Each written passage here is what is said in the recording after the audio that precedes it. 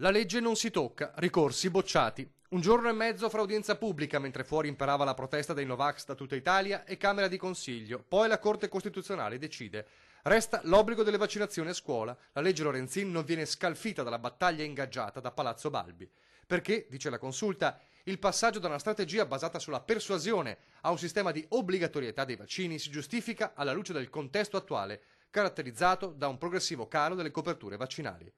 Secondo i giudici costituzionali, inoltre, le misure in questione rappresentano una scelta spettante al legislatore nazionale.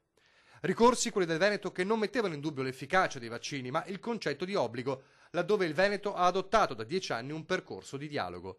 O meglio, aveva, perché la decisione mette una pietra tombale su tutta la vicenda. Ci adegueremo alla sentenza. E io il mio dovere l'ho fatto. Ho fatto quello che è il dovere di un governatore che rappresenta l'unica regione in Italia che ha un modello vaccinale, o meglio aveva un modello vaccinale fondato sulla non obbligatorietà, ovvero sul dialogo con i genitori, sullo scrivere a casa, su informare che tuo figlio deve ancora fare dei richiami e sul fatto che non siamo da soli, ma in questo modello di non obbligatorietà ci sono altri 15 paesi europei. Una pessima giornata per Zaia, che da Roma poco prima aveva ricevuto un'altra notizia poco gradita, il passaggio di Sappada al Friuli. Noi non siamo contro i vaccini, ma abbiamo sempre pensato che il modello del dialogo con i genitori e non dell'imposizione ci faccia vaccinare di più.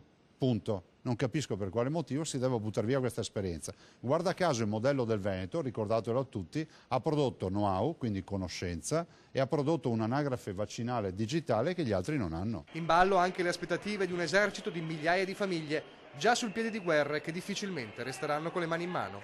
Ora però c'è il sigillo della Corte Costituzionale.